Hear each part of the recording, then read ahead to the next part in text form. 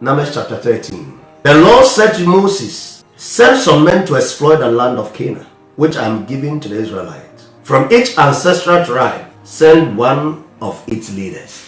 Verse 17. When Moses sent them to exploit Canaan, he said, go up through the Negev and on into the hill country. See what the land is like, and whether the people who live there are strong or weak, few or many. What kind of land do they live in? Is it good or bad? What kind of towns do they live in? Are they unwalled or fortified? How is the soil? Is it fertile or poor? Are there trees in it or not? Do your best to bring back some of the fruits of the land. It was the season of the first ripe grapes. So they went up and explored the land from the desert of Sin as far as Real, towards the Leboham. They went up through the Negev and came to Hebron, where Ahiman were.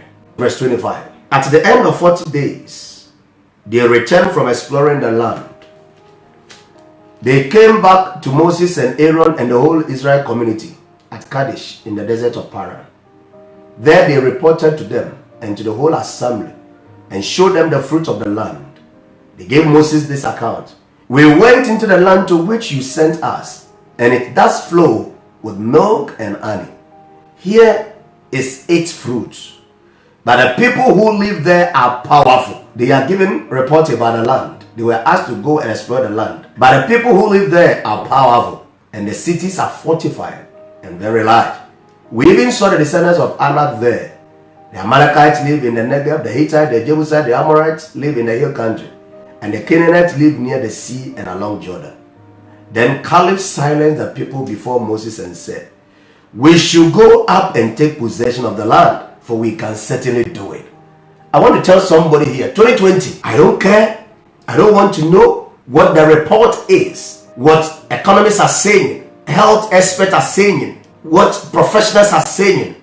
But I want to tell you that you and I, as children of God, we are well able. We shall certainly see 2020 come to an end. And we shall see 2021 and celebrate the goodness and the mercies of the Lord. I don't care what your business, what the business world and the business news say and are telling us. What I know is that we are able to prosper in this period. So the Bible says, verse 30, then Caleb silenced the people before Moses and said, we should go up and take possession of the land, for we can certainly do it. But the men who had gone up with him said, we can't attack those people. They are stronger than we are. And they spread among the Israelites a bad report about the land they had explored. They said, the land we explored involves those living in it. All the people we saw there are of great size. We saw the Nephilim there, and the descendants of Anak came from the Nephilim.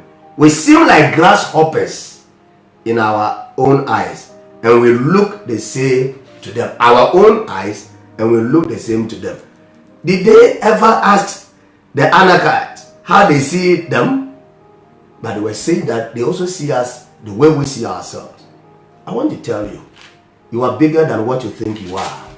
You are greater than who you think you are. You are highly anointed than what you think you carry. The favor of God upon you is more than you can imagine. The thoughts, the ways, the plans, the programs, the purposes of God for you in this life are more than what you think you know, or what you think you can think of. I prophesy over you. May the heavens be open over you for the Lord to show you who you are in his hands and in his eyes. In the name of Jesus.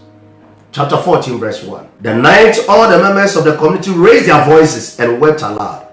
All the Israelites grumbled against Moses and Aaron. And the whole assembly said to them, if only we had died in Egypt or in this wilderness. Why is the Lord bringing us to this land only to let us fall by the sword? Our wives and children will be taken as plunder. Wouldn't it be better for us to go back to Egypt? And they said to each other, we should choose a leader and go back to Egypt. What a wonderful nation. What a beautiful people. Huh. These are men who have seen the Red Sea parted into two. These are men who have eaten manna from heaven. These are men who have eaten fish blown from the sea to the wilderness. These are men who have walked for 40 years without changing clothes and sandals. They are saying that it's better we go back. And these are men who have seen all these things and enjoyed all these things under the same Moses. Then Moses and Aaron fell face down in front of the whole Israelite assembly gathered there. Joshua, son of Nun, and Caleb, son of Jephunneh, who were among those who had explored the land, tore their clothes and said to the entire assembly, "The land we passed through and explored is exceedingly good. If the Lord is pleased with us, He will lead us into that land, a land flowing with milk and honey, and give it to us. Only do not rebel against the Lord, and do not be afraid of the people of the land, because we will devour them. Their protection is gone, but the Lord is with us. Do not be afraid of them." But the whole assembly talked about stoning them. Then the glory of the Lord appeared at the tent of meeting to all the Israelites. The Lord said to Moses, "How long will these people treat me with contempt? How long will they refuse to believe in me? In spite of all the signs I have performed among them, I will strike them with a plague and destroy them. But I will make you into a nation greater and stronger than they." Moses said to the Lord, "Then the Egyptians will hear about it. By your power you brought these people up from among them, and they will tell the inhabitants about it. They have already heard that you, Lord, are with these people, and that you, Lord, have been seen face to face, that your cloud stays over them, and that you go before them in a pillar of cloud by day and a pillar of fire by night. If you put all these people to death, living none alive, the nations who have heard this report about you will say, 'Their Lord was not able to bring these people into the promised land, so He slaughtered them in the wilderness.' Now may the Lord's strength be displayed, just as you have declared." The Lord replied, "I have forgiven them as you asked. Nevertheless, as surely as I live, and as surely as the glory of the Lord fills the whole of the earth, not one of these who saw my glory and the signs I performed in Egypt and in the wilderness, but who disobeyed me and tested me 10 times, not one of them will ever see the land I promised, an oath to their ancestors. Not one who has treated me with contempt will ever see it. But because my servant Caleb has a different spirit and follows me wholeheartedly, I will bring him to the land he went to, and his descendants will inherit it. Since the Amalekites and the Canaanites are living in the valleys, turn back tomorrow and set out towards the desert along the Red Sea." This is the message of the Lord for the world. And what is the message? Verse 30. Then Caleb silenced the people before Moses and said, "We should go up and take possession of the land, for we can certainly do it." We can certainly make it. We can certainly do it. We will certainly overcome. We will certainly live and not die. We can certainly win this battle. We can certainly see the end of the year, and we will. I want to prophesy and pray for you. We shall certainly meet in April 2021 and still share the word of God together. Don't let what you hear, what you see, what you read determine your faith. Let your faith be determined by the word of God. The essence of God sending these people through Moses was for God to allow these people to ascertain the truth of all that they have heard from Moses, their man of God and leader, who had led them throughout the journey. Their assignment was just simple: go, assess, ascertain, verify, bring report. When you bring your reports, you can only recommend. But when you recommend, you don't force your recommendation on the leadership. That's one thing they missed. God asked Moses to send them. Let them go there to ascertain and verify and assess the truth of all that they have heard from you.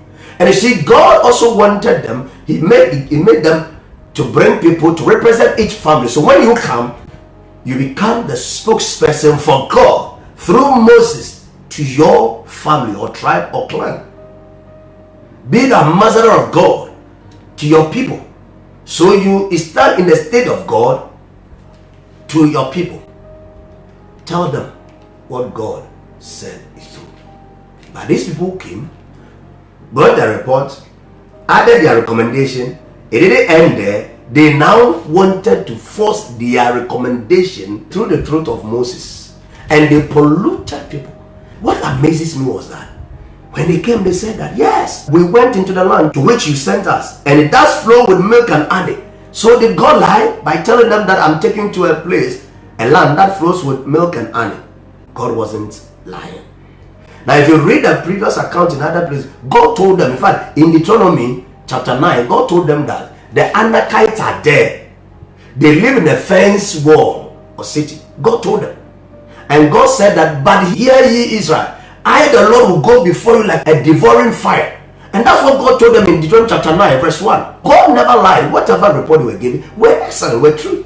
But where they got it wrong was where they concluded that by what they have seen, by what they have experienced, God cannot fulfill his promise. So for their doubts, for them to doubt on the potency, the capability, the abilities, the power of the God who had promised them these things is what made God angry and angered God. And so they came and they said it flows with this. Here is different. They brought fruits, but the people who live there are powerful and the cities are fortified and very large. We even saw descendants of Anak there, and they started giving reports. All this information had already been given by God through Moses to them. Sometimes we forget so soon all the miraculous powers of God, all the miraculous testimonies, all the miraculous things God has done for us, the miracles, the testimonies, the open doors, the favors that the Lord has granted us. Sometimes when one challenge, one problem comes, we tend to forget all these things and speak, talk, criticize, condemn, and go to the extent of engineering people to even rebel against the same God who has wrought all these great and wonderful things in our lives. But the Bible says Caleb silenced them. I prophesy and pray for somebody watching me tonight. When all the voices around you in your church, your organization, in your hospital, in your office are speaking negative, are talking about impossibility, are talking about defeat, may you be the voice that will inspire hope, that will inspire victory, that will inspire confidence, that will inspire positivity, that will inspire possibilities in the name of Jesus. May you be that voice of God that will speak for him, stand for him, defend his name, defend his cause, and rally people behind you. May you be the Caleb of your generation. May you be the Caleb of your family. May you be the Caleb of your profession. May you be the Caleb of your local church. May you be the Caleb of this 21st century generation. You can see the dead on your left, you can see the dead on your right. They can even die on you.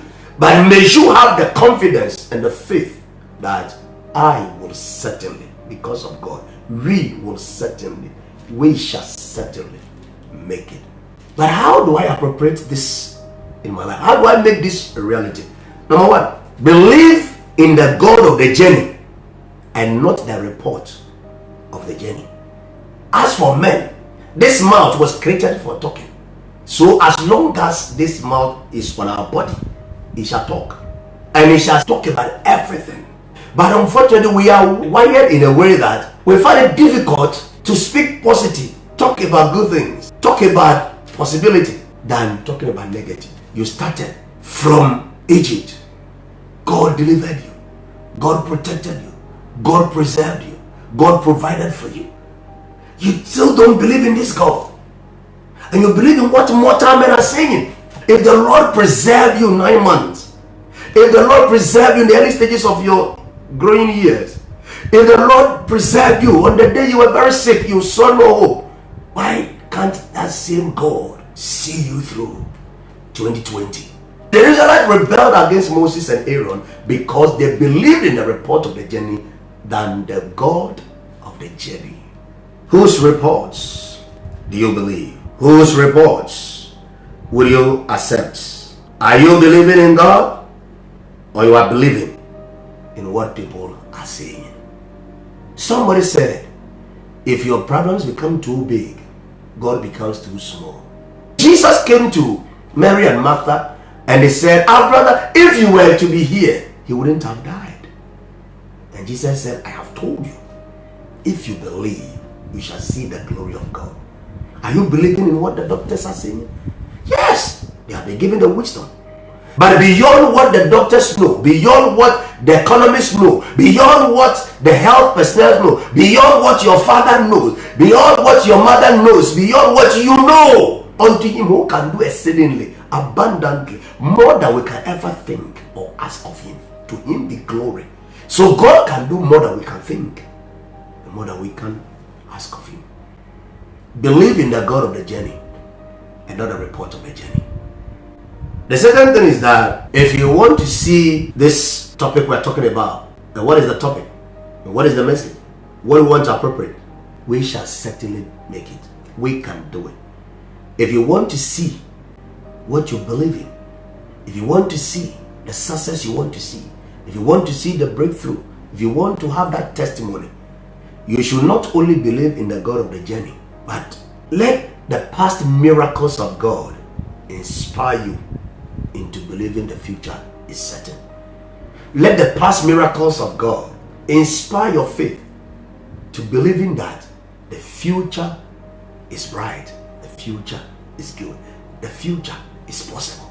The Israelites forgot so soon what the Lord had done for them. They have forgotten that he had brought manna from heaven. They have forgotten that he had parted the rest into two. They have forgotten that they have walked on the wilderness for 40 years without wear and tear.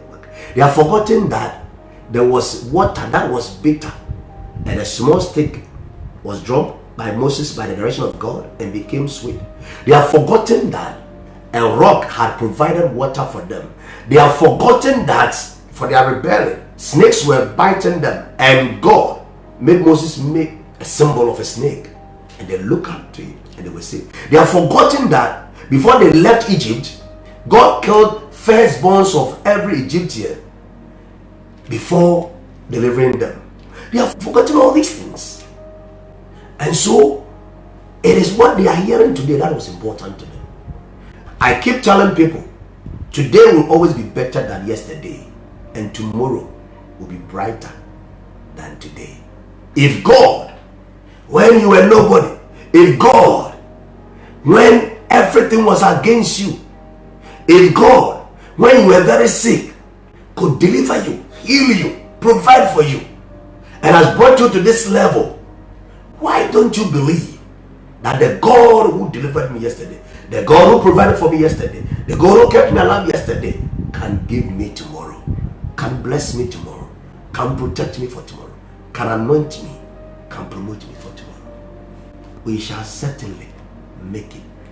Never rebel against spiritual leadership and authority. You can only do that when you cultivate a different spirit, as Caleb and Joshua did. For the Bible says, for Caleb had a different spirit. If you do what everybody does, you will get everybody gets. But those who do what people wouldn't want to do, get what is hard for people to get. All those who do what is hard for people to do, get what is hard for people to get. God killed all these people, but God singled Joshua and Caleb out. Why? Because they had a different spirit. They decided to be humble and respect spiritual leadership. Don't forget, it wasn't Moses' own volition. It wasn't Moses' own plan. It wasn't Moses' own idea to send them to go and spy the land. It was God. So whatever they were doing was by the command and direction of God. Let me tell you, let me encourage you. When you rebel against spiritual leadership and authority, you will see a human being. But beyond the human being is the God of the man of God.